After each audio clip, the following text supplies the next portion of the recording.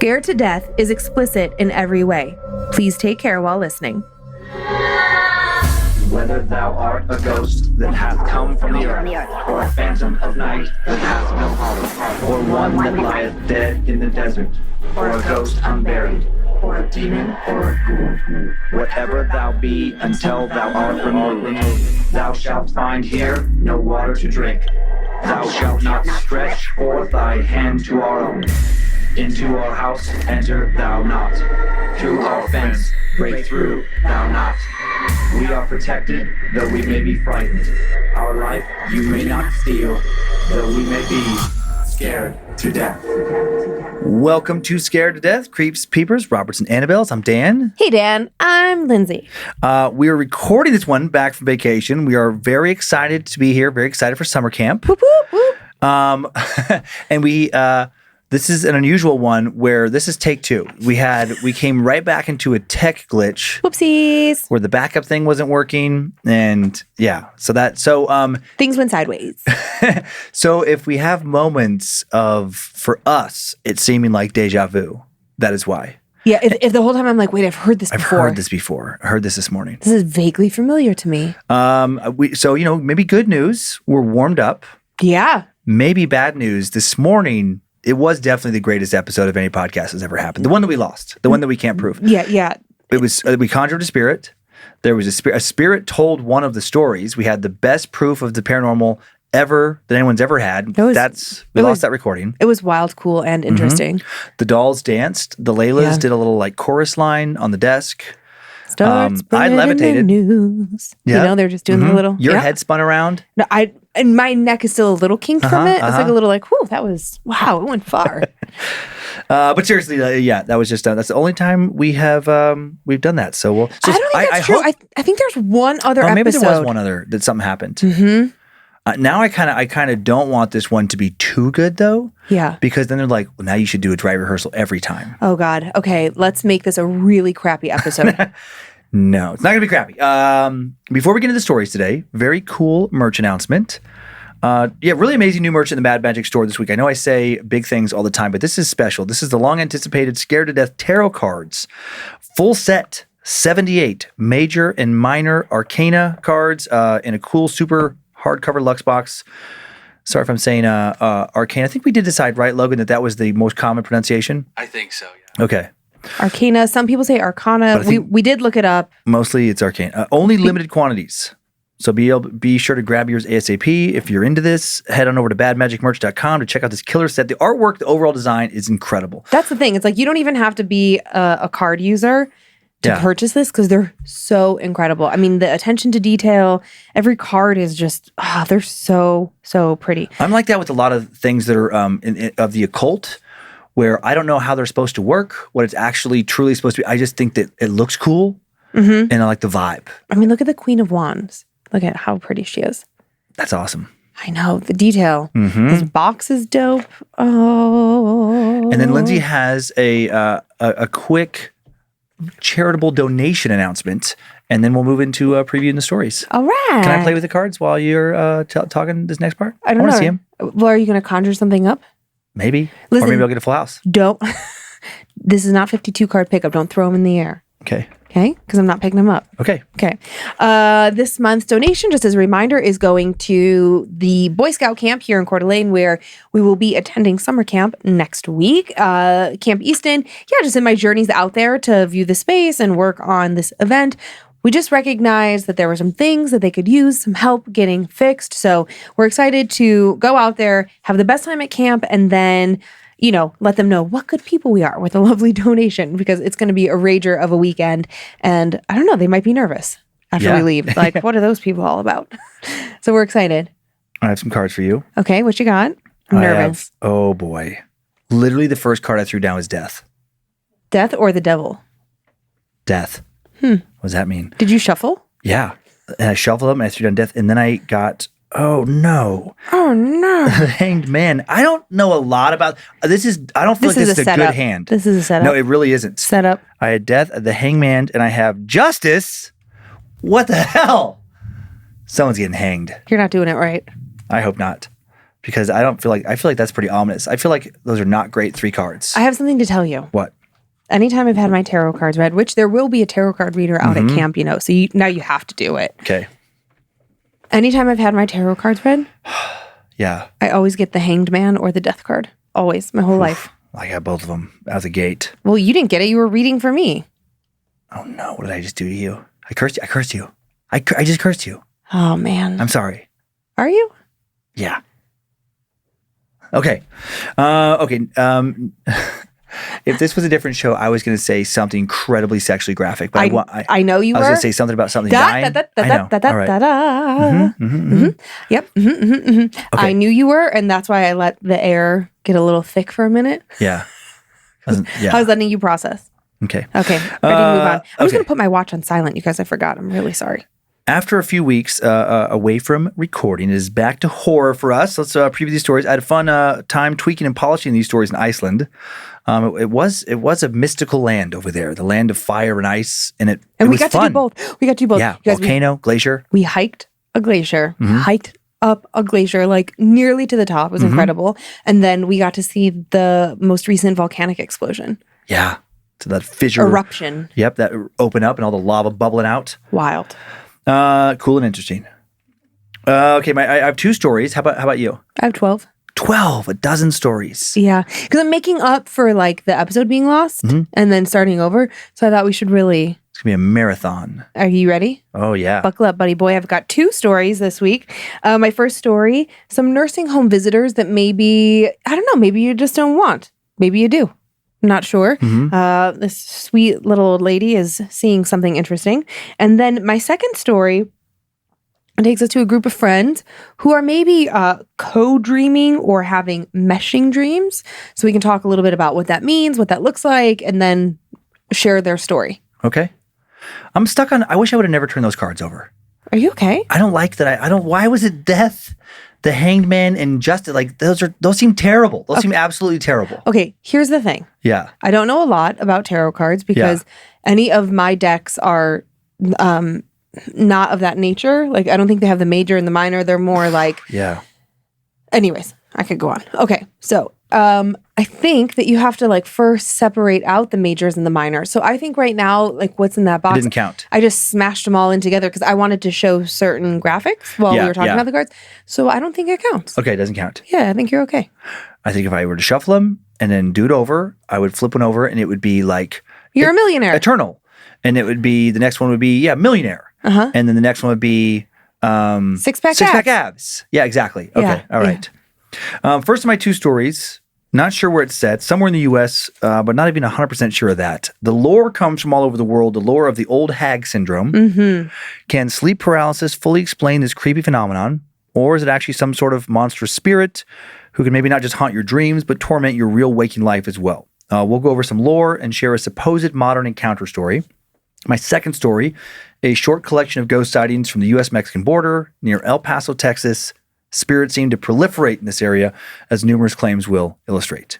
So are you ready to return to some fear, Lulu? Oh, I am. Take me there. Okay. We've talked about sleep paralysis here on Scared to Death before, numerous times, in fact. I've talked about it over on Time Suck as well.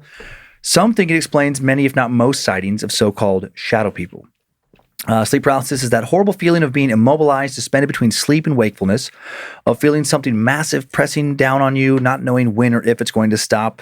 It's a feeling of intense panic and not being able to stop whatever is on you or near you from doing whatever it wants to do. Sleep paralysis is the skeptical, rational terminology given for several of the paranormal stories we've shared here. It's the explanation, the comforting, science-based, medically studied explanation for a very uncomfortable feeling and phenomenon. During sleep paralysis, the vivid and sometimes terrifying dreams of REM sleep spill over into emerging wakefulness.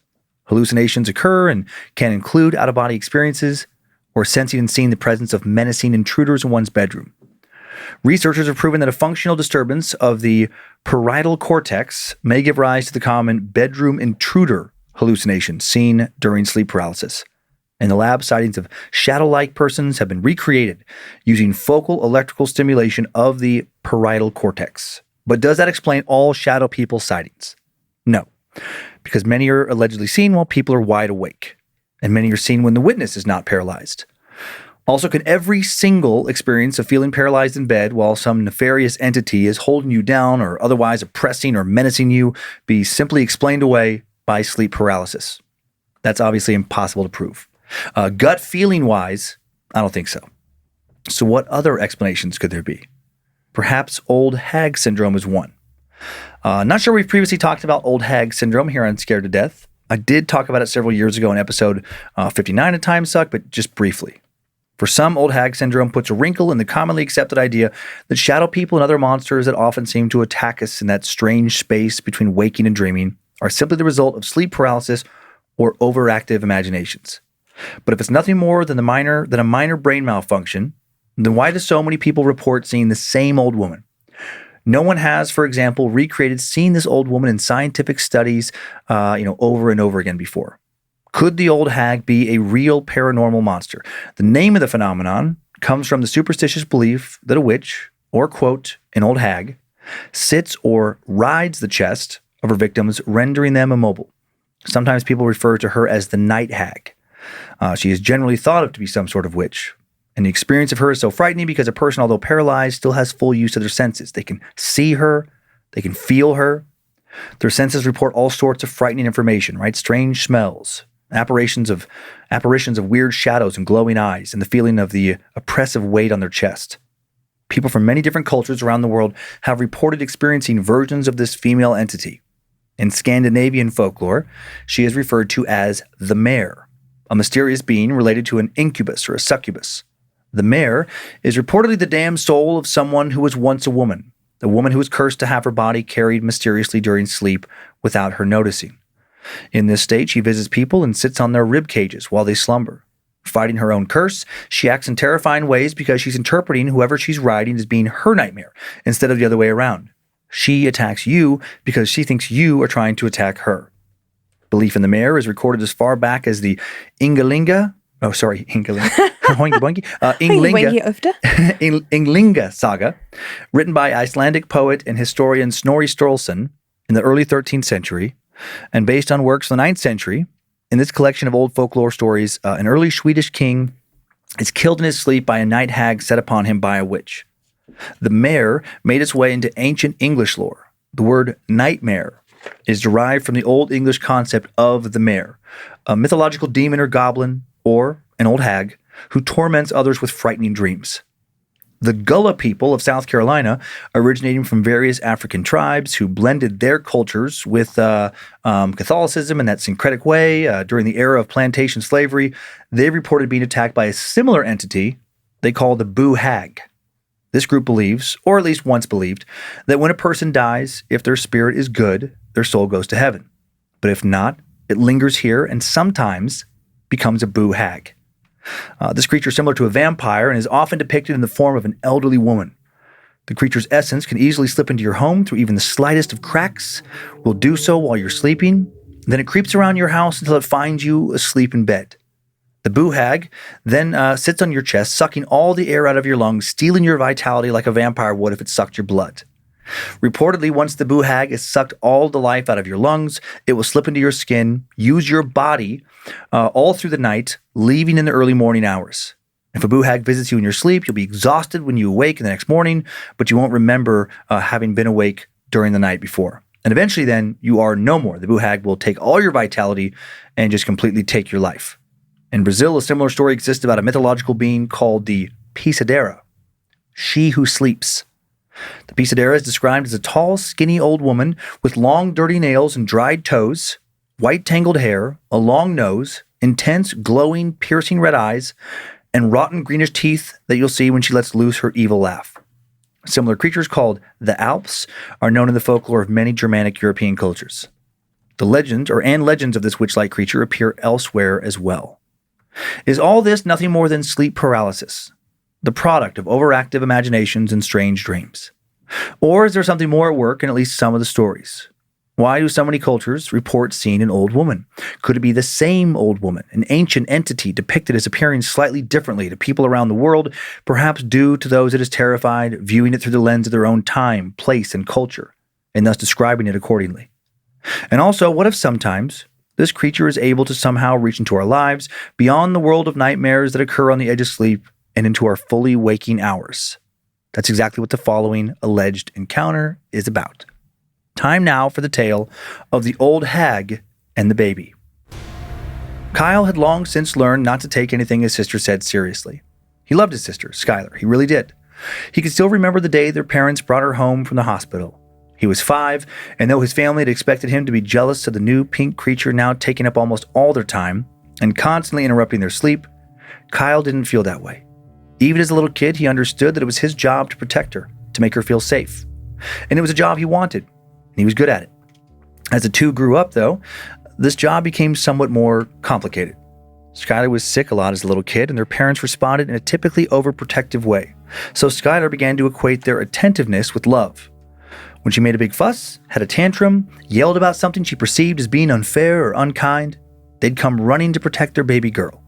And as she grew into a teenager, her craving for more of this kind of attention led to the occasional lie. Like saying someone had followed her on her way home from school, or that someone had been in her room the night before, even when no one could find any evidence of this being true. At least Kyle thought these stories were lies at the time, but now he wonders. These stories were always rewarded by her parents, who gave her big hugs and reassured her that everything was going to be okay. Kyle tried not to make too much out of all this growing up. Sure, his sister was a little bit annoying and probably exaggerated a lot of stuff or made stuff up, but didn't a lot of kids do that? But then after their parents died, carbon monoxide poisoning, a freak accident, these stories got harder for Kyle to write off. It was no longer little kid stuff. Why was his adult sister still making up such weird lies? He was 28, Skylar was 23, and just out of college. Kyle, who had started his own business across the country after finishing college himself 5 years earlier, now moved back to his hometown to take care of his little sister, and so they could be each other's support systems. And for a while, things were better for both of them. Kyle reconnected with some good friends from high school and started a new successful branch of his business, and Skylar even ended up getting engaged to one of his old friends, a nice guy named Alex from a good, hardworking family who wanted Skylar to stay home with their future kids for as long as she wanted. Just like Kyle, Alex wanted to take care of her, and Skylar seemed to want to be taken care of. With Kyle's blessing, they got married. And then not long after their wedding, Skylar became pregnant, and not too long after that, the phone calls began.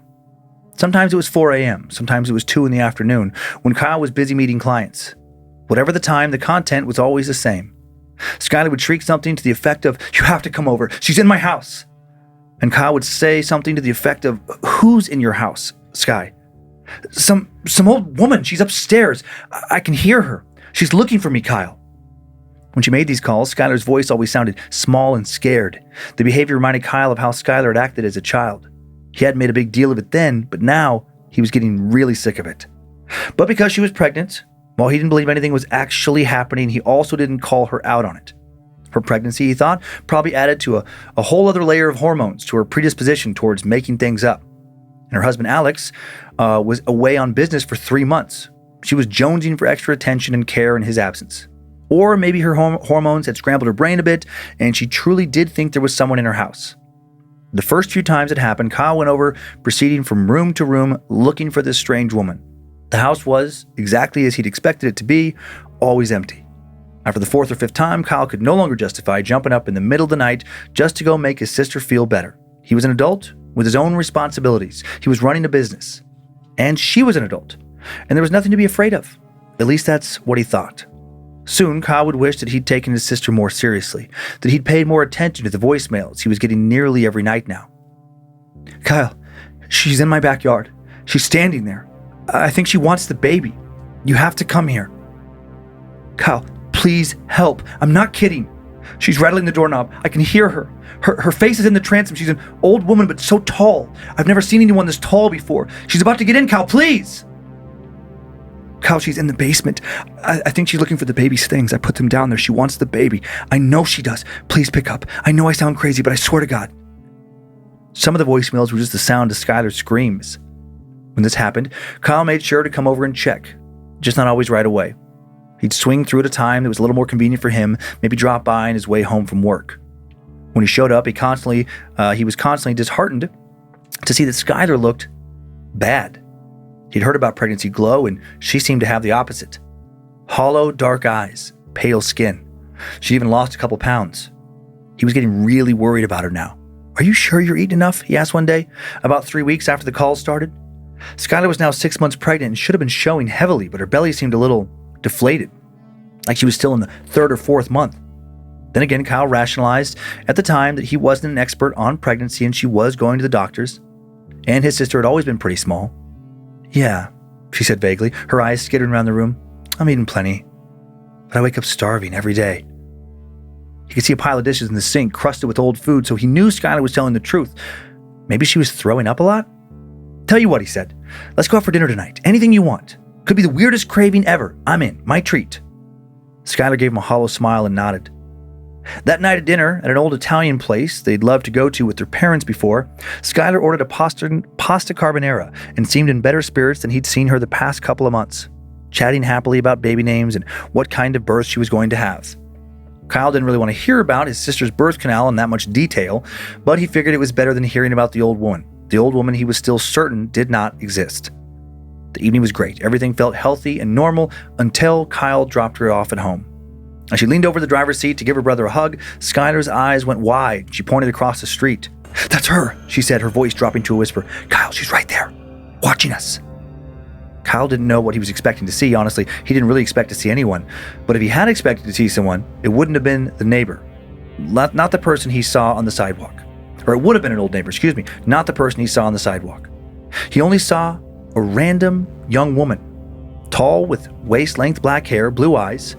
He could see from the streetlight she stood under. Not old. She was walking slowly, glancing at the houses, including Skylar's, probably trying to catch a number so she could get to wherever she was going, Kyle thought. Skylar, meanwhile, was shaking, her face drained of all color. Hey, Kyle said, trying to be reassuring. "It's okay. Do you want me to talk to her? I'll ask her what she's doing here." "I know what she's doing here," Skylar spat. "She wants my baby." Kyle was now very worried about his sister's mental health. He wondered if he should talk to her husband or a doctor, have someone come out and check on her or something. In the meantime, Kyle figured that he might as well just go talk to this woman in order to calm his sister down at the moment. "Wait here," he said, and hopped out of the car. And as he got closer to the woman, he saw that she was absolutely gorgeous. Not just pretty like he'd first thought. Her skin seemed to glow. If he'd put her and his sister side by side, he'd also have thought that the woman was the pregnant woman, not Skylar. "Hey," he said, trying to sound as friendly as possible, aware that he was a strange man approaching some lady at night. "Are you new around the neighborhood?" The woman looked up and smiled. Later, Kyle would think it was odd that he couldn't remember any details of their conversation. It was like his brain just shorted out, and he found himself sitting back in the driver's seat of his car. The woman disappeared from view. How long had it been? 5 minutes? 10? He did think the woman seemed fine, though. Or he had no memory to speak to the contrary. "I think it's going to be okay," he said to Skylar, who was still huddled in the passenger seat. "She left and won't be coming back," he lied. "Why don't you just get some sleep?" "I took a picture of her with my phone," Skylar responded, flashing a small, grim smile. "Now I have proof." "Proof of what?" Kyle silently wondered. "That you're insane?" Still hoping she'd eventually just snap out of all this, that it was somehow tied to her pregnancy, a bad personality trait of exaggerating or, lying, exacerbated by stress and hormones, he offered to walk his sister to her front door. But then as the door swung shut behind Skylar, he thought he vaguely heard the sound of footsteps upstairs. He figured that he must be tired. It was late and he had a full schedule the next morning. And maybe, he thought with a little smile, if he left right now, he'd run into the stranger again. This time, maybe they could get to know each other a little better. He went home, took a shower, and got in bed. Bring, bring, bring. Kyle opened his eyes disoriented. In the dark, he grappled for his ringing phone. It was 4:30 in the morning. Skylar was calling, again. His thumb hovered briefly over the accept button, and then over the decline button. It was late, or he guessed early. There was no reason for him to take a call from his crazy sister. Abruptly, the call ended before he could decide which button to push. But then a text came through from Skylar. Just 3 words that chilled him to the bone. "I killed her." Kyle jumped up in bed. Oh shit, what did she do? What in God's name had she done? Who had Skylar killed? The woman, did she even exist? Her neighbor? Had she hurt herself? Her future child? Or was she just lying, telling a crazier lie now, more desperate for his attention? "I'm on my way," he texted back, calling the police. He was hesitant to call the police, but if she really had done something that crazy, maybe they could get there before she made a bad situation even worse. The drive over was a blur. The police were already at the house when he got there, but Kyle noticed with relief that there was no crime scene tape, no blockade. In fact, 2 police officers were just milling around while an ambulance crew packed up. "You the husband?" an officer asked as he looked him over. Kyle shook his head no. He didn't know what to say. Did he tell them what she had texted him or hide it? How was he supposed to protect her in this situation? I'm her brother, he said. She texted me. Well, she texted me that she'd killed someone. That's what she told us too, the officer confirmed. Except we did a sweep of the house and there's nothing. No evidence of any kind of violence, no break-in. We found your sister in the basement talking about how she didn't want to go to jail, but she didn't have any other choice. Medics are taking her to the hospital right now for a psych eval. Kyle blinked. He felt both bad for his sister and her husband. Her having a serious mental health crisis while pregnant with their baby was going to add a lot more stress to an already stressful situation. But he also felt relieved. He knew that she needed help. Did you see anyone lurking around the house? He asked. She was saying that someone was trying to break in or had broken in. The police officer shook his head no. Kyle then had a sudden thought. Wait, do you have her phone? She said she took a picture of the woman who was trying to break into her house. The police officer muttered something into his walkie-talkie, and another officer soon brought the phone over. Kyle unlocked it and pressed on the photo gallery icon. The picture of the neighbor was the last photo on it, and Kyle saw the same woman he'd seen before. Dark hair, deep blue eyes, staring right into the camera, but who wouldn't when someone was taking a picture of them? Doesn't look like the normal perpetrator of a B&E, the police officer said, squinting at the phone. We rarely get petite blondes committing petty theft. Well, it still could have... Kyle broke off mid-sentence. Had that man just said blonde? The woman was clearly a brunette, and not petite at all, she was curvy. His heart now sank to his stomach. Suddenly he felt a wave of guilt for Skylar, the sister he was supposed to protect, but he hadn't been protecting her. Now he knew this whole situation, this ongoing situation, was not an attention grab, not a hallucination. Something strange and terrible was really happening. She wasn't lying. Just then a scream echoed through the small street, and Kyle turned to the ambulance. It sounded like Skylar. Before he could do anything, the medics had all sprung into action, packing up into the car and shouting to one another. Wait, Kyle yelled, running over to them. What's going on? Your sister's going into labor, one medic yelled back. Way too early, the baby's going to be premature. We have to get her to the hospital. The ambulance peeled off and Kyle jumped into his car. The next several hours were a blur. Driving to the hospital, waiting in the waiting room before someone informed him that Skylar would like him in the delivery room. And then when he finally made it into the delivery room, it was eerily silent. If Skylar hadn't been breathing shallowly, he would have assumed that she was dead. But then she screamed, "She's dead! My baby's dead! She took her from me!" Kyle hoped that Skylar didn't know what she was saying, that the stress had taken over and she was speaking her worst thoughts. But then he saw the attending physician nodding, the nurses looking away. The doctor slowly led Kyle away and said that they would be administering a sedative for the trauma brought on by a stillbirth. But Kyle knew that it was no stillbirth. Only after his sister recovered would he get the full story. How weeks earlier, she'd been woken up in the middle of the night to a woman leaning above her. How the woman had vanished when she stood up. But when Skylar went to open the bedroom door, it was locked. When the door finally opened, the woman was standing at the end of the hallway. She didn't look young, though. She looked old, so old, like a witch in an old horror movie. And she was holding her baby. Skylar charged down the hallway, grabbed a knife from the kitchen, chased the woman into the basement, and she stabbed her, but the woman didn't bleed. Instead, she was smiling. And then a moment later, she vanished. Skylar then moved to the house looking for her, and she saw the woman reflected in every surface, every mirror, every window, showed the same face, the same gruesome smile. And it kept happening. The woman just kept coming back. Sometimes Skylar would wake up with this woman sitting on her chest, sucking the air out of her lungs, and she was helpless to stop her. She'd fight to move with every fiber of her being, but she'd be unable to do anything but watch this old woman, feel her, smell her, until she got up and walked away. And then she'd break free and search for her again, and most of the time find her somewhere in the house, holding on to her baby, Skylar's baby. Kyle wanted to tell himself this was all brought on by stress, hormones, grief over losing her unborn child. But then he'd look at the picture on Skylar's phone and see how the lines around the woman's face distorted, until he saw a blonde woman, then a redhead, a brunette. Her age would shift, sometimes young, beautiful, sometimes old, terrifying. He decided to take his story to the internet, hoping he could get some help. He wanted to help his sister rebuild her sanity, figure out how to protect herself from this thing ever coming back, figure out how to keep from completely losing her mind. He hopes to get help soon. He needs help soon if he's going to save his sister, because the woman isn't gone. He still sees her, or he sometimes sees her too now.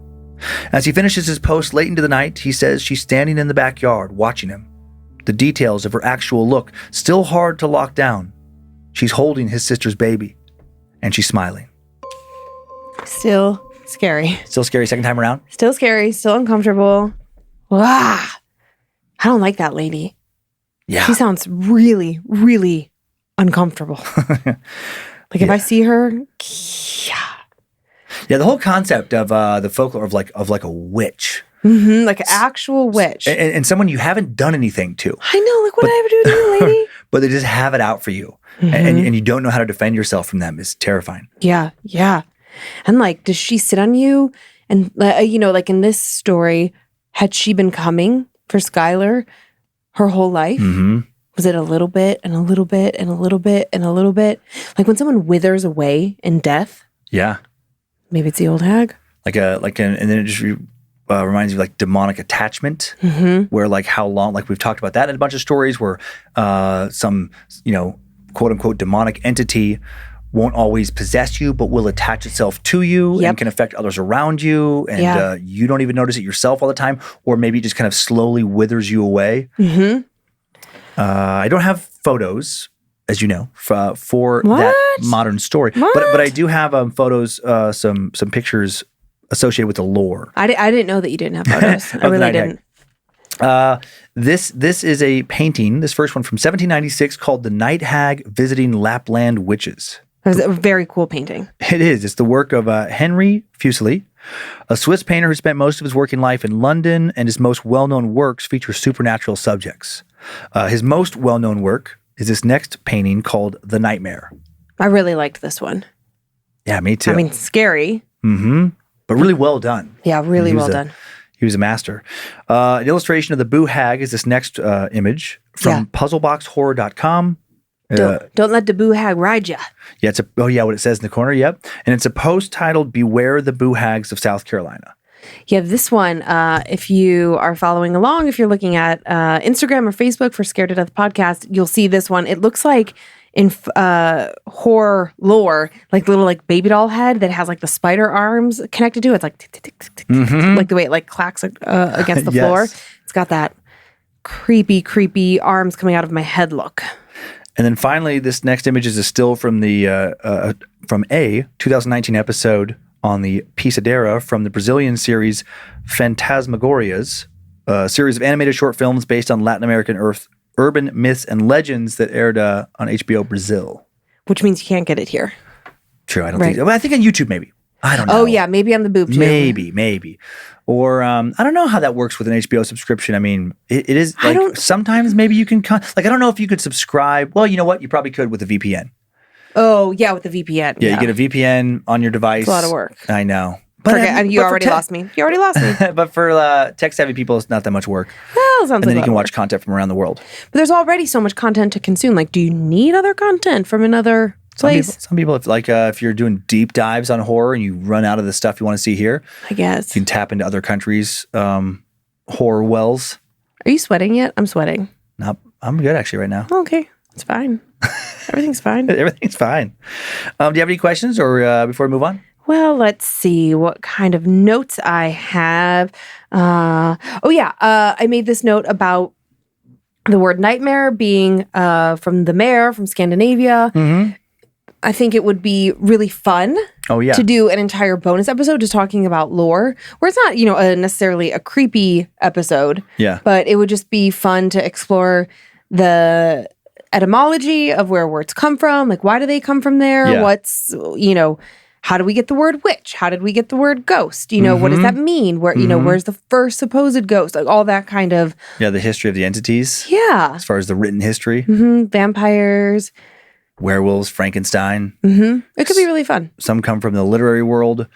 Some, come from folklore. Some come from your brain. Come from supposed sightings. Yeah. yeah. And then I was also making a note that I wonder if the parent's death was also the hag somehow. Like, how meddling is she? If she tinkered with the gas valve, or like a gas leak. Yeah, or like maybe, we don't know the details of the parent's death, but maybe they could have gotten out, but the old hag had been there kind of slowly sucking life out of them. So maybe it was, an unfortunate combination of events. And then also, I'm a little bit mad at Kyle.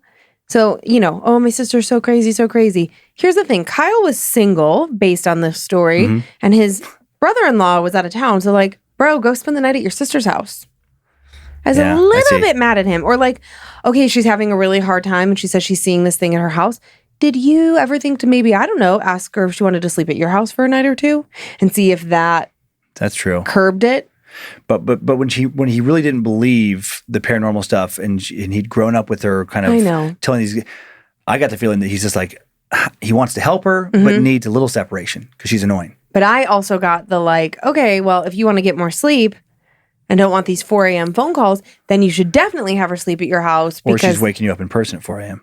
well, you would find out real quick, wouldn't That's you? true. I guess you could try it for a night or two. Just saying. And then, did he even try to talk to her about this outside of the moments of hey, we should probably discuss what's going on with you? It feels like he was a little inattentive. All right. Okay? I'm not mad at him. Yeah. I'm just a little bit frustrated. Yeah. No, I think it's a fair observation. Yeah. I'm just thinking about how my brother would handle it. And I have a very good brother. Yeah, you do. I do. Mm-hmm. He would also be scared out of his mind. So I would have to be the brave one. And that wouldn't go so well. Yeah. If I was the pregnant person seeing the old hag. Yeah, I'm thinking of if I was single and lived near my little sister, I think I'd be pretty good, but I also would be irritable. Right. But I'd be like, what are you doing? yeah, but to me, If I'm not seeing it. I could get worn down. Well, how could you see it? You're not at her house in the middle of the night. Yeah. That's my point. Yeah. You know what I mean, Jelly Bean? I do. Okay, so this, are we moving on now? Or do you have I more? can move on now.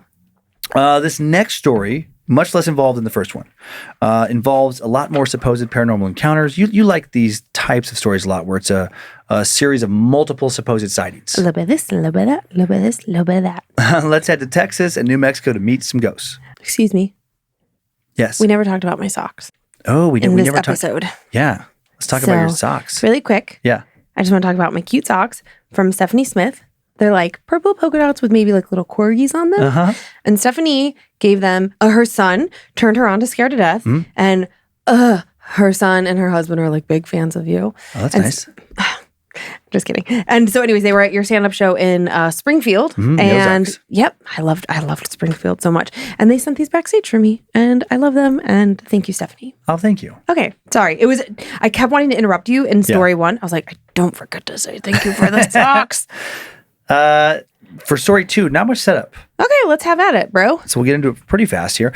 Without adding ghosts or any other paranormal horror to the mix, the U.S.-Mexico border near El Paso, Texas, and Juarez, Chihuahua, can be a terrifying place. Thanks to the U.S. drug war and all the cartels trying to smuggle narcotics across the border into the biggest population center along the border, the area has been a breeding ground for violence for decades. Also, thanks to unstable political and economic situations in many parts of Latin America, the bodies of those trying to get themselves smuggled across the border to start a new life in a nation with more economic opportunities are also often found. And so many people go missing trying to get across the border, people whose bodies are never found. And then on top of all this, there seems to be an unusually high amount of reported paranormal activity in the area. Time now for the tale of ghosts at the border. Recently, retired Border Patrol agent Leon Baker spoke about his own experiences and the experiences of his colleagues. Baker became an agent in 1998. And Baker spoke about paranormal encounters in the Mount Cristo Rey area just a few miles outside of the border city of El Paso, Texas, in New Mexico, just a few years ago. Mount Cristo Rey stands tall in the desert, full of secret tunnels and treacherous roads. Smugglers and law enforcement agents both can hide for almost any length of time where no one can see them from the other side of rocky hills, bushes, and trenches throughout the terrain.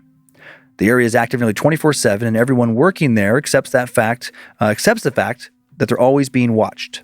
And Leon thinks he's been watched in this area not just by immigrants and smugglers trying to sneak past him and into the country, but also by the spirit of a dead agent. Leon worked loosely with this unnamed agent when he first started. Didn't know the man well, but they were familiar with each other. And tragically, this agent was killed off duty not long after Leon started.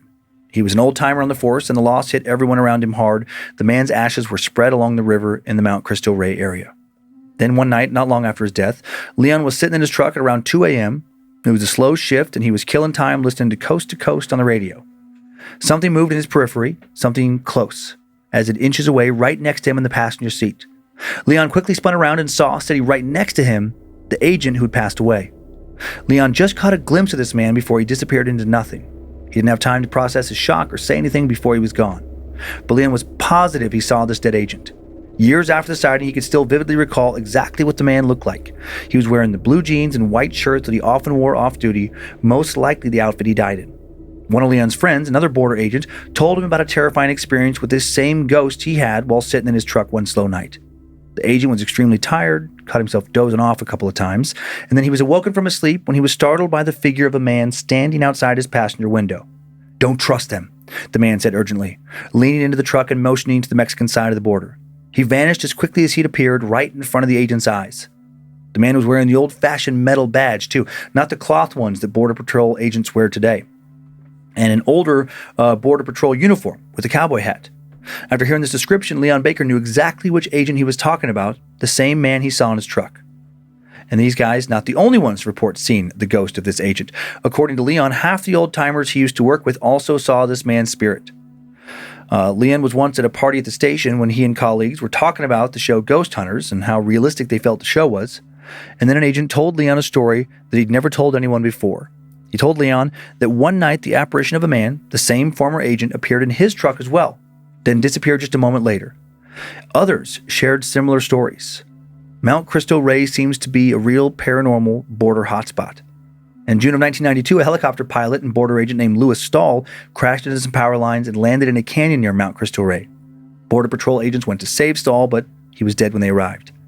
In the years since his crash, Leon says that agents have claimed to hear a loud slap against the side of their trucks when they're not paying attention or dozing off during a late-night shift. Leon told the hosts of Paranormal Files that he and fellow agents believe this entity to be Agent Stahl, watching them and making sure they're not slacking on the job. And then there are other entities not believed to be the ghosts of former agents. During another late-night shift, Leon said he parked near some big gate by a big canal on the south side of El Paso, where water is controlled for irrigation, a preferred lookout spot for agents. Bodies are often found in this area because of accidental drownings. He walked a short distance from his truck, sat in silence to look for movement. He said around 1 a.m. another agent came to take over his shift. Leon was chatting with this relief agent when something at the fence caught his eye, the dark figure of a man walking along the fence. Shape was about 15-20 feet away, nothing more than a black shadow with no identifiable features. Leon gathered his composure, walked slowly towards his truck, just wanted to go home, figuring he was so tired he was seeing things. As he moved, he saw more black shadows moving in the distance, slightly illuminated by sets of glowing eyes. Leon finally reached his truck, nervous sweat dripping down his face. He said he did not like the energy he felt emanating from these shadows. And he said when his shift was over, he drove home faster than he'd ever driven home before. Another location Border Control agents near El Paso frequent is near a cemetery, an old copper smelting plant in Smeltertown. Now largely a ghost town, Smeltertown was inhabited for a century, starting in the late 1880s by residents who worked for the nearby copper smelting company. During the Spanish flu epidemic, many children died there in Smeltertown, and now some agents claim to hear these kids laughing and playing in the middle of the night, or they hear footsteps running around their trucks. A lot of men died in mining accidents. Their spirits also thought to still haunt the area. One agent said he was sitting in his truck late at night when he saw a man approaching his rear view mirror. The agent jumped out of the truck to confront the man, but then there was no one there. The agent searched for footprints in the sand, checked the surrounding area, nothing. And yet another incident, one night a couple of agents working in the area had similar experiences that shook them to their cores. One, while looking around the area, spotted a glowing figure moving up the mountain. As it came closer, he saw that it was a little girl, no older than about 5 or 6, walking up the ridge. The girl had appeared out of nowhere. This agent was sure that there was no one on the ridge before. Also, how was her whole body glowing and white? Within seconds, she just vanished. Meanwhile, around the same time, down the mountain, another agent was horrified to see what looked like a child's dead body floating in the river. With a deep sadness, he radioed in for backup and reported a deceased child sighting. But then as he stood up to approach the river, he was terrified to see a little girl standing right next to him, glowing the brightest white he'd ever seen. The same little girl the other agent had seen. There are also numerous stories of infrared cameras picking up images of people walking through the area. When agents then go to find these people, they find that the area is completely empty, with no sign of any recent human activity. Agent Baker spoke about another camera story given to him by a colleague. Agents had scope trucks set up and were using infrared to watch someone moving in a valley. They sent an agent down to arrest the man, but then the agent claimed he didn't see anyone. It was completely dark outside, which is why they were using infrared in the first place. The camera operators called the agent back up to the truck and then showed him some disturbing footage. At one point, the man, or entity he was tracking, was standing nose to nose with him, his finger pointing right in his face. But the agent never saw him, and they have no idea who this man was or if he really was a man and there at all. Leon Baker had his own strange camera encounter story. One night, he was assigned to watch the infrared cameras when he and fellow agents started capturing a male figure walking through the area. The male figure hid behind a bush. Leon and his partner could still see the glow of his body around it, so they sent agents to arrest him. Soon, 15 agents were surrounding the bush he was supposedly hiding behind, but no one could find him. A few minutes later, Leon watched as the man's body heat slowly faded to black. These are just a small sampling of the many strange, seemingly paranormal stories coming from the Mexican border just outside of El Paso, Texas. More examples from what seems to be an endless supply of paranormal encounters occurring around the world. Ichiwawa. Ichiwawa. Well, I mean, the thing about the location is that it's going to inherently, in my opinion, be flooded with the ability for paranormal activity just based on what goes on down there. Mm-hmm. Right? There is a lot of death. Yeah. Right? True. I mean, of all varieties. I don't want to make it a political discussion, but it's just like a lot of shit's going on down there. Oh, yeah. So then, like, if you add to that, like, these agents are going to work every day with just the stress of such a difficult job on their backs, right? It's like, whoo, there are a lot of jobs in life that I wouldn't like, and that is very high on the list. Mm-hmm. And so, you're already like tense, on edge, and then to add this paranormal layer to it, right? It would make your work days pretty tough. Yeah, absolutely. And then night shifts are just hard. Even like when I worked in film and television, we would do overnight shoots. Yeah. And there's like lights on, everything. It's your internal clock. You're just kind of like, oh, I'm tired. So then that adds to it. Mm-hmm, yeah. Very, very difficult spot to be. It, of course, it would make you think like, oh, I'm tired. I'm seeing things. Oh, I work here. A lot of people have died here. Like, Do you want to see a few pictures associated with the story? Yeah. The first one, Mount Cristo Rey. Atop of this little hill stands a large limestone statue of Jesus. You can see there. Jesus or just a cross? It says Jesus. It might be a crucifix. It is like a crucifixion statue. Is this the place where there's all these hidden tunnels? Do I have that right? Yeah, in this area, just in general. Okay. Lots of like tunnels that have been dug previously by smugglers. So crazy. Yeah. What a strange life. Mm-hmm. This next picture is the Smelter Town Cemetery. It's a very sad cemetery. Mm-hmm. Supposedly haunted area. And yeah, it is an especially sad-looking cemetery because of the desert climate plus just being abandoned. Right. Oh my God, it makes me think about when we drove from Spokane, Washington to LA. And we drove through, it must have been like Nevada. Oh, yeah, when we drove down through Nevada. Yeah, just that endless desert. Yeah, and there's where they bury old weapons. Armaments, yeah. Big yeah. I can't think of the name of that town. I did not do well driving through that part of the country because it's just the same. And by the same, I mean nothingness. Yeah. It stressed me out so much. Last picture, former Border Patrol agent Leon Baker. This is just a pic from his appearance on the YouTube channel The Paranormal Files. I did have Leon friend. Yeah. I'm not saying that these things didn't happen. Yeah. I do think Leon was maybe a little bit interested in a little bit of fame. Because I know, I did get that vibe too. I know. And actually, I cut some of the things he was talking about. Leon liked to talk. Oh, okay. Well, I also picked up that vibe when you were saying that one night him and a bunch of other guys were at a station party or a party at the station, and they were talking about an episode of Ghost Hunters or whatever. I was like, okay, buddy boy. I'm not saying they didn't happen, but I just think that he really wanted to share these stories. Yeah.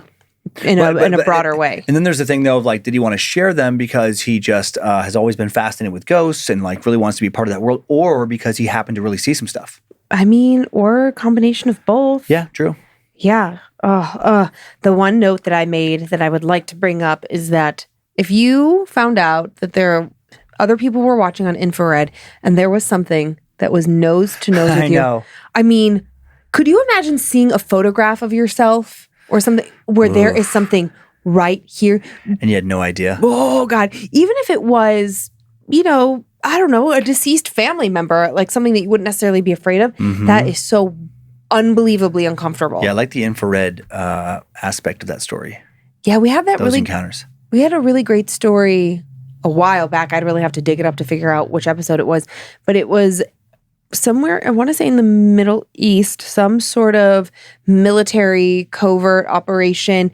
And the guys, like, they got their infrared showed stuff, but then also like their compasses, essentially.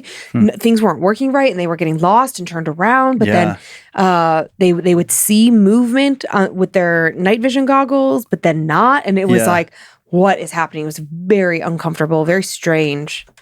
Ugh. What? No, I'm just laughing at what your noise. Okay, how you doing over there? I'm good. Okay. Yeah, a little. A little toasty? No, yeah, maybe a little bit. Maybe a little bit. Not too bad. I know. I can see it in your forehead. Mm-hmm. You're getting hot. Do you have your Layla? I do. Make sure you drink some water too. True. I'm drinking water. That'll help. I know it's very difficult to drink water while telling a story. So you just sit back and relax. Okay. Kind of. Okay, so my first story, we're off to a nursing home, which are, in my opinion, inherently creepy places. Yeah. You know? I mean, because old people are creepy, just as you have just insinuated. Yeah. I know. You're a very ageist person who doesn't like old people. Yeah, I mean, so like that's why our relationship is kind of difficult. Because I'm old? Yeah. Mm-hmm. And your next stop is the nursing home. Whoa, dude. Bro, you get it. I'll rule that nursing home right now. I got a couple be the years boss left of it? where I can be a big boss at the nursing home. Okay. All right. That sounds good. Mm-hmm. That sounds good for you. But yeah, I mean, nursing homes, a lot of death happens there. So of course it's going to have a vibe of discomfort and the possibility of being ripe with paranormal activity, right? Mm-hmm. And you had that story just a couple weeks ago of a guy at a nursing home and he kept seeing black-eyed children out his window. Yep, one of the assistants there, residence assistants, whatever. Oh, so uncomfortable. So we have this story that really reminded me of that. This sweet old lady. I'm like, what's going on? Like, what is she seeing? Why is she seeing it? Yeah. And is it real or I don't know. It's the sound of death. Okay. Okay. Are you ready? I'm ready. Okay. Hey, Dan. Hey, Lynze. I'm such a huge fan of your podcast, and I love hearing you guys tell your stories. Well, thank you. You're welcome. Oh, you weren't? Okay. For legal reasons and HIPAA laws, I've changed everyone's name in this story. I've been a CNA, a certified nursing assistant, in a nursing home for almost 2 years now. The home that I'm currently employed at has been the only place I have worked at as a CNA since obtaining my license. In this job, I have met and worked with some incredible people, taken care of wonderful residents that I get to see every day, and have built relationships with their family members that have come to visit them often. Unfortunately, I did start my job as a CNA as family members had very restricted visits due to COVID. And because of COVID and family members not being able to visit as often for the safety of their loved ones, our residents would often start declining, and I unfortunately had to deal with several deaths. The story I have for you is perhaps the creepiest story I have about my job. Throughout my life, I've been to a couple funerals, and while they're very sad, it's a whole other thing to take care of someone's body after they have passed. My very first death I ever experienced as a CNA was frightening and very nerve-wracking, but it also gave me a sense of peace knowing that my patients were no longer in pain. About 2 weeks before this specific day, one of my favorite residents, Ruby, had fallen on her hip and then began to decline. I didn't know it at the time, but years later, I very quickly learned that when someone starts to decline in the way that she did, they often get what's known as the death gargle or the death rattle in their chest. It almost sounds like they are drowning on their own saliva. Eventually, they become bedbound and stop eating and talking. The only thing you can really do for them at this point is to give them some morphine to help with the pain so that they're comfortable. Ruby started to decline so badly that she was in bed all of the time and never got up to eat or do any other activities. We would check on her often just to make sure she was comfortable and still breathing. Ruby had a neighbor that lived across the hall from her, Lucy. Something to know about Lucy is that she didn't like socializing often, and she was almost always in her room. She was wheelchair bound and loved sitting in her room by the window. Lucy also had schizophrenia and would think that she would see her kids in her room or that they were sitting on her bed. None of her kids had passed away, and since she had schizophrenia, we brushed it off as a part of what she struggled with. She would also say that she would see a man in her room, but again, we all just brushed it off, blaming her schizophrenic diagnosis. Very often, we would talk to her about what she was seeing to reassure her that no one was in fact in the room with her. She was a newer patient, and she couldn't remember our names and was never out of her room, so she wasn't familiar with too many of the patients. I was able to get Lucy out of her room to come eat lunch on this specific day. I was helping all of the patients that were out for lunch when my coworker, Sydney, who's also my best friend, clocked in. Sydney had asked me how Ruby was doing. I told her she'd been doing okay when I had last checked on her about 45 minutes before lunch started. Sydney wanted to go check on her, give her more medicine if needed, and said she'd be right back. Not even 15 seconds later, Sydney came around the corner and waved me over to her. She didn't seem panicked in any way. She asked, though, if I could help her with something. I left all 14 of my residents in the dining room to help Sydney. When we walked into Ruby's room, Sydney said, "I need you to check." "Check what?" I asked. I looked over at Ruby, and it was clear she had passed away. You could tell just by looking at her. We checked to see if she had a pulse, and despite being very warm, which indicated that she had just passed minutes before, she did not have a pulse. We walked out the room in a calm manner so as to not alert or upset the other residents. I continued to help out in the dining room while Sydney called my boss to inform him that Ruby had passed away. After Sydney made the call, she joined me in the dining room, pushing one of our residents in her wheelchair into the living room. As she did, Lucy waved Sydney over to talk to her. "Hey, is Ruby okay?" Now keep in mind that there were only currently 3 people that knew Ruby had passed away. My boss hadn't gone to her room yet, and when we left Ruby's room, we didn't say anything to any one of the other residents, so Lucy wouldn't have known about Ruby passing away. It was also alarming that she had referred to Ruby by her name. She didn't really know who Ruby was. Sydney didn't want to alarm her or tell her what was going on, so she simply replied with, "Yeah, of course, why do you ask?" What Lucy said next still scares me to this day. Lucy said, "Well, because Ruby's walking out of her room right now. She's walking out the door." She pointed. Sydney freaked out and immediately told me what was happening. Later on that day, I was in Lucy's room, pulling her dirty laundry out of her closet to wash it for her. Lucy looked at me and once again asked, "Is Ruby okay?" I looked at her and almost didn't know what to say. I responded with, "Yep, Ruby's doing good. Why? Is everything all right?" Lucy looked out the window and said, "Yeah, I'm just making sure because she's outside sitting on the bench with her husband, crying happy tears." I looked out the window and saw not one single person. I got the biggest wave of chills over my entire body. And right as I finished collecting her laundry and was walking out the door, she said, "Oh, look, there they go, walking to the big lights." I walked out of her room and told Sydney immediately what had happened. A couple of days later, maybe even a week, I was in Lucy's room yet again with a different coworker of mine, Riley. Riley and I walked into the room to collect Lucy's laundry. Lucy asked us, "Hey, if you find a white tank top in that laundry basket, will you let me know? I don't recognize it and I don't think it belongs to me." I said, "Of course." Then I asked her, "Who do you think the tank top belongs to?" And she answered, "To the lady who doesn't speak very good English." Now, at the time, we had a resident living with us who was German, and her English was often very hard to understand. And that's who I assumed she was talking about. So I said, "If I find it, I'll just ask her if it's hers." And then Lucy responded with, "Well, you could just ask her now. She's standing right in front of you." No one was standing in front of me. I was standing facing the corner of her room. I looked at Riley, who had the most concerned look on her face, and I followed up with Lucy, asking her what this woman looked like. She responded with, "The little lady is standing in front of you. She doesn't speak very good English. She has a 4-month-old baby girl in her arms and a 3-year-old boy holding her hand standing next to her. She has long black hair and she's shorter than you, and she doesn't speak any English." The most creepy thing about this to me was the amount of details she was giving, such as the children's ages. Why did she know that? I was so frightened that I quickly gathered all my things and was trying to get out of the room as quickly as possible. I was trying to be polite and said, "Okay, I'll ask about it later. I've got to finish up some things." And then Lucy replied, "Oh, that's okay. If you can't find her, you can just ask her husband. He's in here pretty often." She went on to explain what the husband looked like.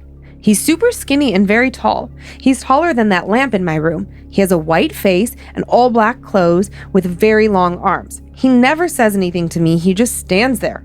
Now, the lamp in her room has to be at least 9 feet tall, standing next to her window.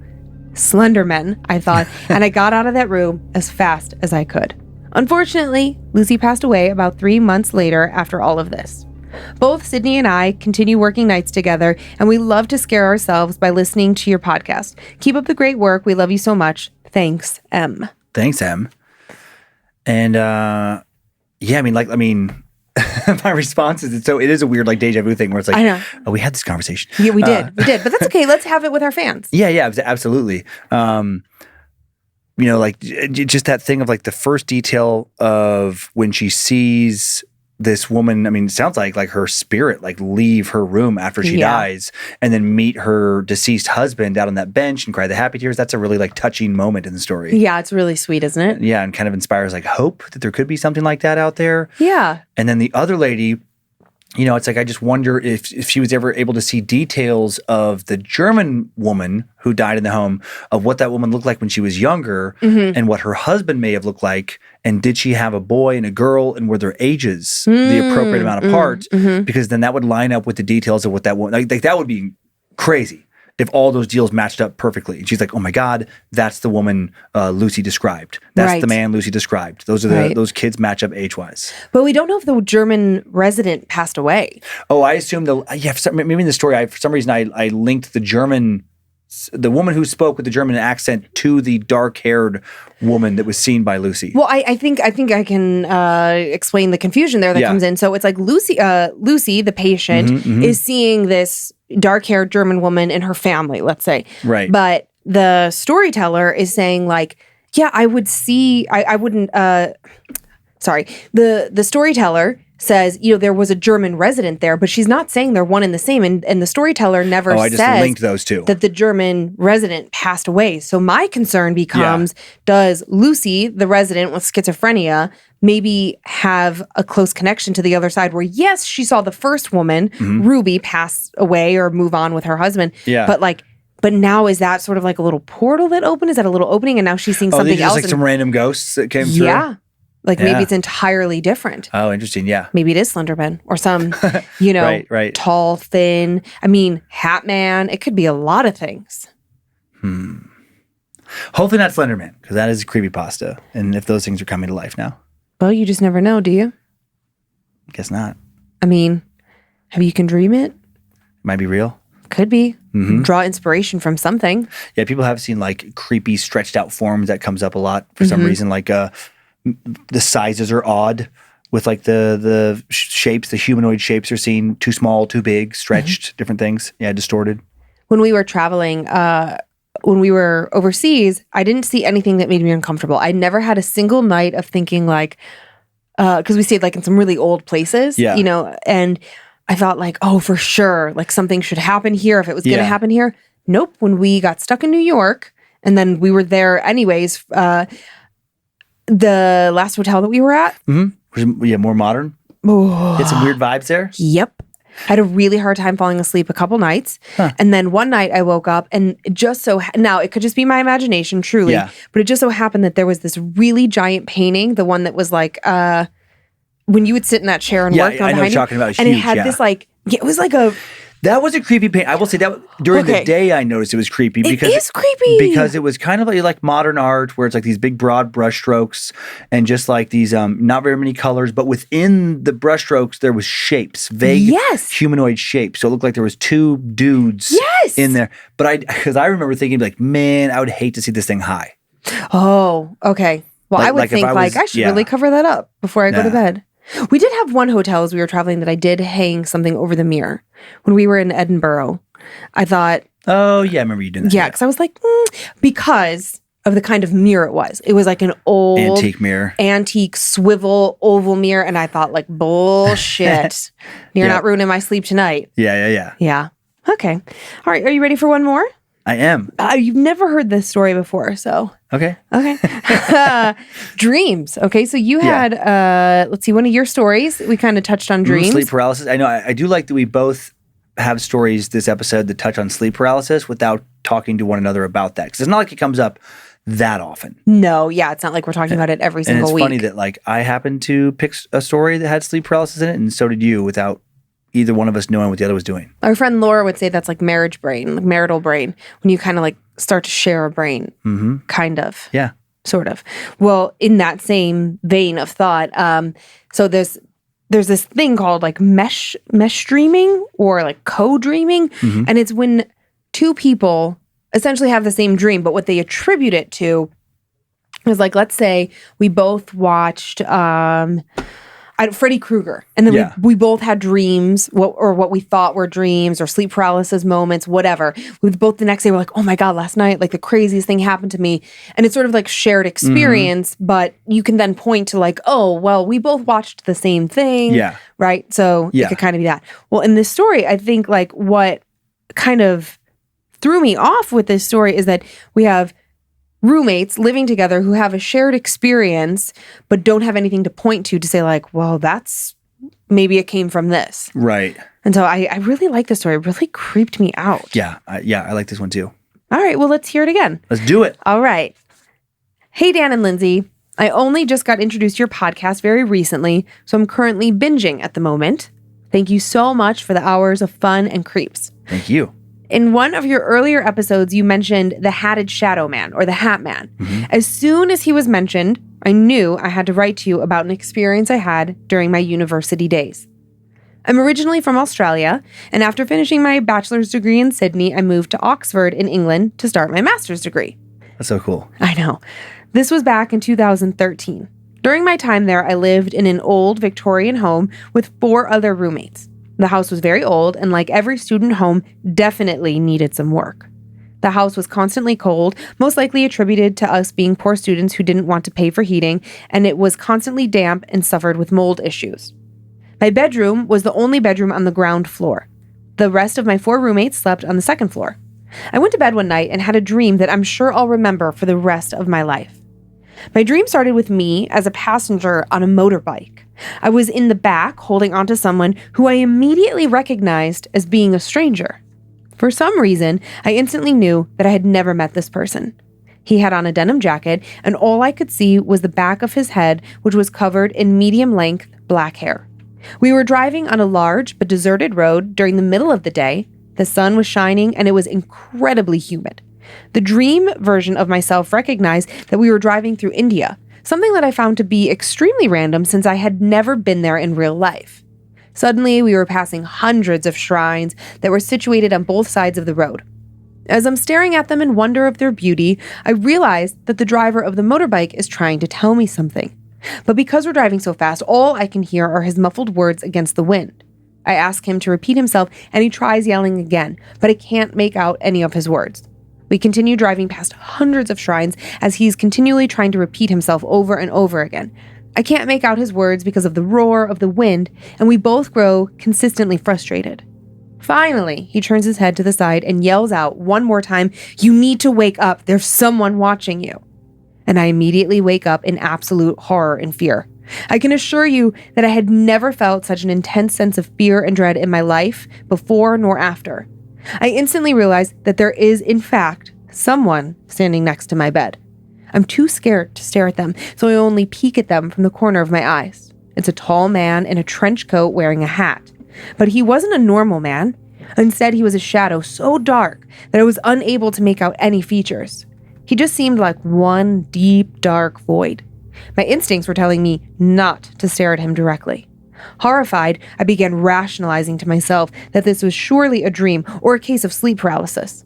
I shut my eyes out of pure fear and with every ounce of courage I had, turned to my side so that my back would be facing the shadow man. I did not want to deal with this. As if I were a child, I placed my head under the covers as I tried to calm myself down.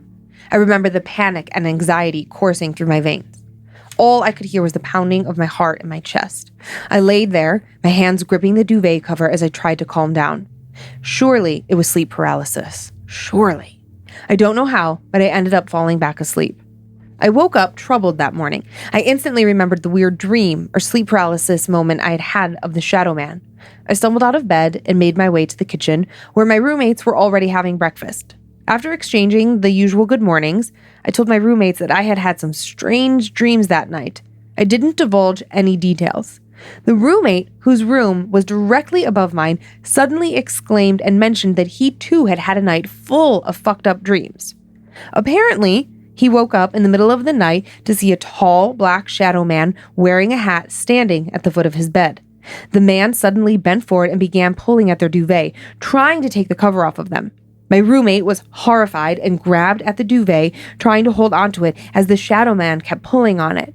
They said it felt like an hour of both of them essentially having a tug of war. And in a fit of tired anger, my roommate told it to fuck off and violently tugged the duvet out of his hands.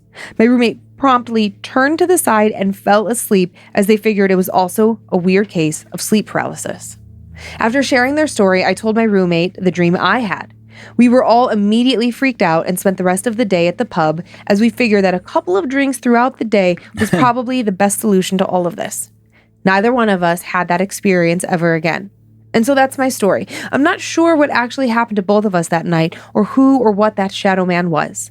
Sometimes I wonder if the mold in the house simply got to us that night in a very coincidental manner.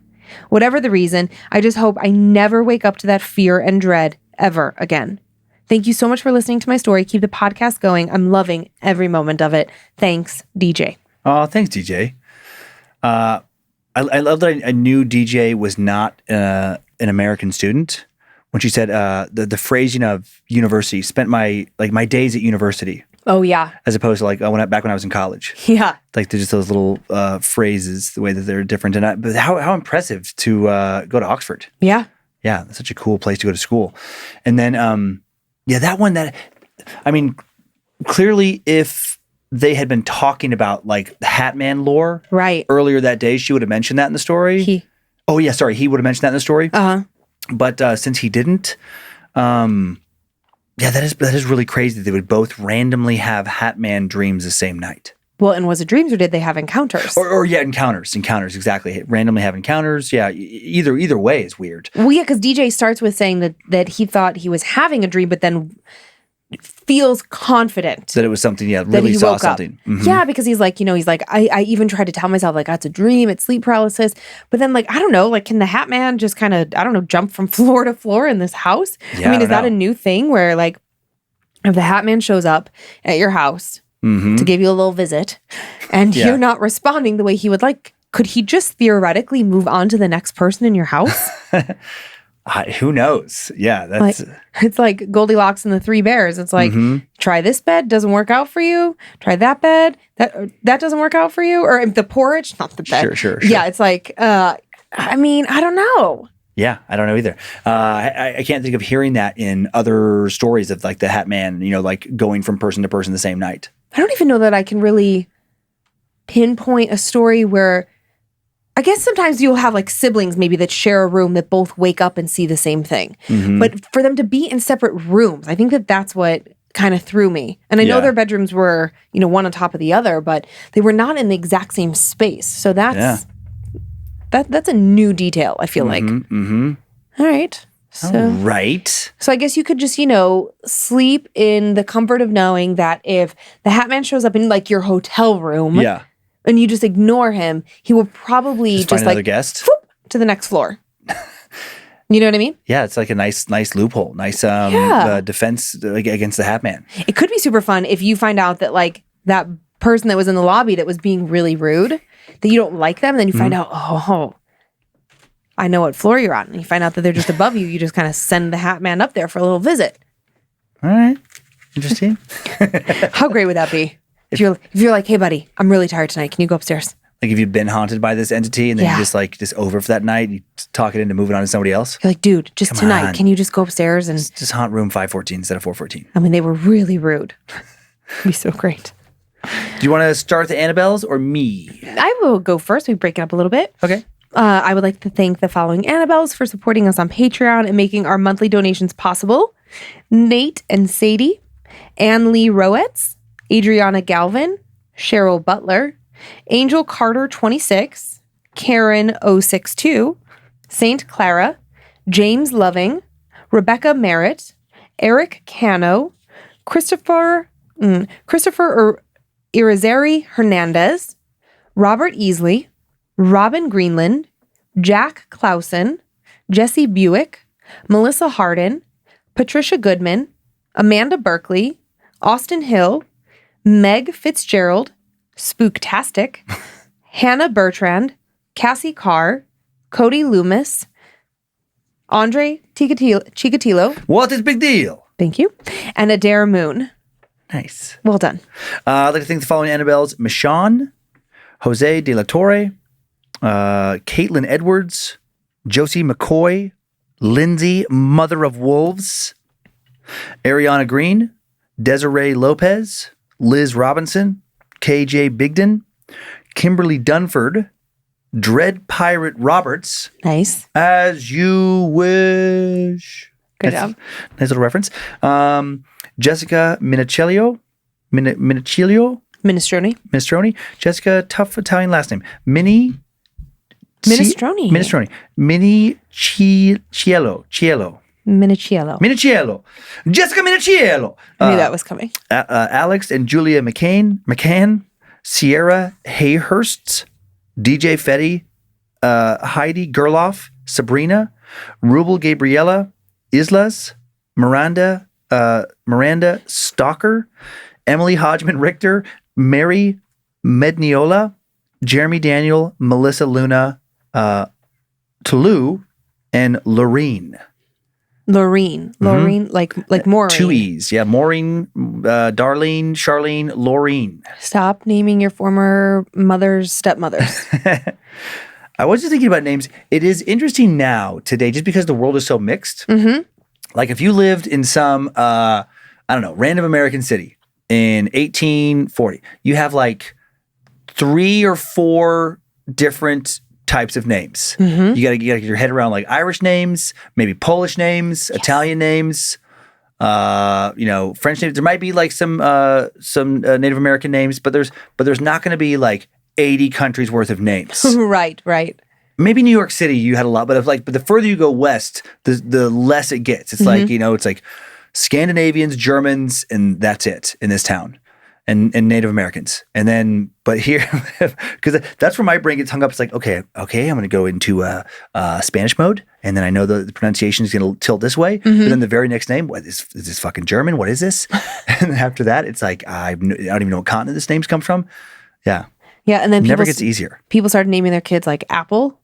Well, and that's the other thing that happens now. Just people just making up whatever. Yeah, and people naming their kids things like Kyler. It's like, and people not knowing how to spell the name that they've picked, because that legitimately happens. Well, I'm talking about your name. Oh. You changed it as a kid. I'm talking about like after doing meet and greets at shows, talking to numerous people over the years, where I'm like, "How do you spell that?" And they're like, "Sorry, my parents didn't know how it was spelt, and they got it wrong, and they just kept it." Yeah, or my parents thought they were being unique. Like I have a cousin Shelly and Kelly. One is just Elly and the other one is Elley, because my aunt thought it would be like fun for them to not have to have exactly the same name by 2 letters. So let's just make it difficult. I know. Even like my mom. We say, oh, sorry, go ahead. My mom's mom was Charlotte, and like her spelling, like her parents. So even, that's not that long ago. They added like it's because it's usually Charo. Mm-hmm. I think they did 2 R's or something. Like it was just so obnoxious because you would never guess that. Right. Like, oh man. And I say this just it's never disrespectful if we don't not even that we're not even getting complaints about this, but if we were, it's never disrespectful. And I always feel like if I'm listening, I'm thinking like, oh come on, it can't be that hard. Huh. But here's what you do to find out how hard it is. Just go to any movie. Pick any movie at all. Go to the cast at the end, like the credits. Ooh, nice. And you don't get to read it quietly. Read it out loud, and not just to yourself, but to someone else. And record it. And I promise, I don't care who you are, you're not going to make it through 30 names without butchering at least 5 of them. That's fair. That is fair. Well, even just like my name, Lynze. I mean, there are so many ways. Oh, I was going to say really quick, you don't get to pick a movie made prior to like 1960. Okay, fair. Because then you might nail it. No Bye Bye Birdie. Well, yeah, because then it's just going to be like John Anderson, like Jill Shaw. It's got to be a mix of ethnicities. Okay, maybe even pick cultures and countries. Maybe even pick a movie that is English speaking movie. Yeah. With American actors filmed in like Bulgaria. Good luck. Yeah, good luck. Good luck reading that cast and crew. Good luck if you are not Icelandic.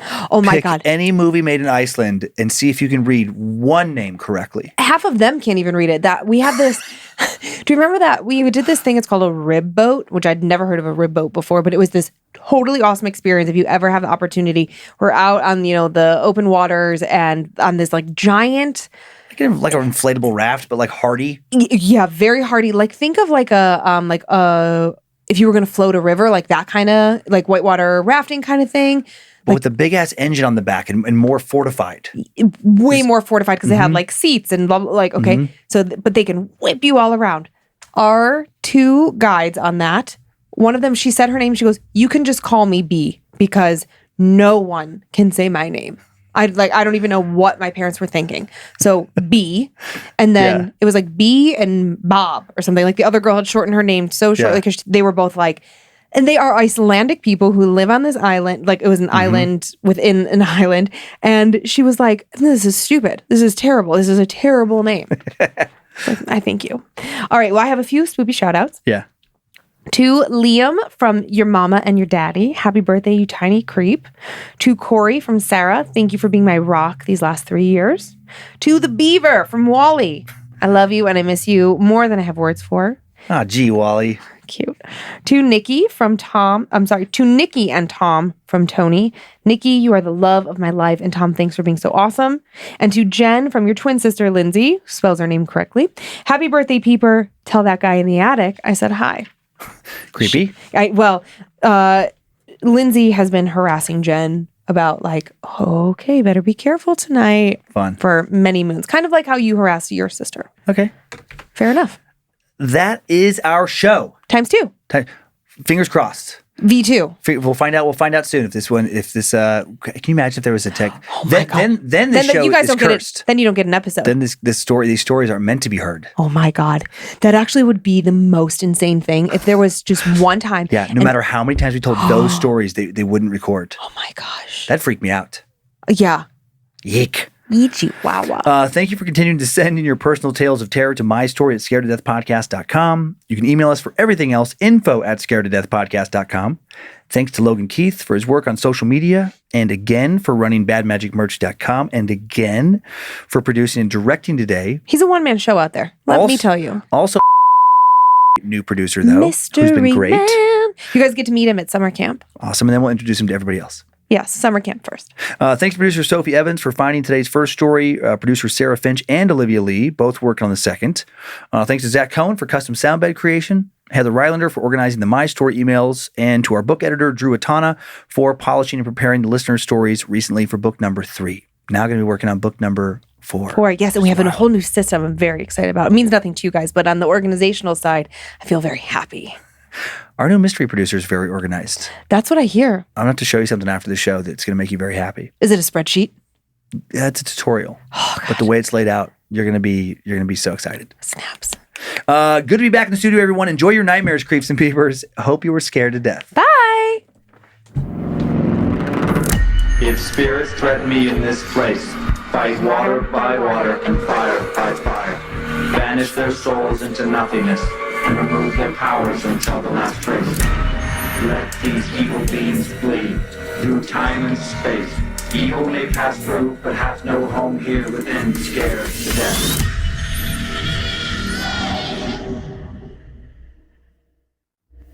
Bad Magic Productions.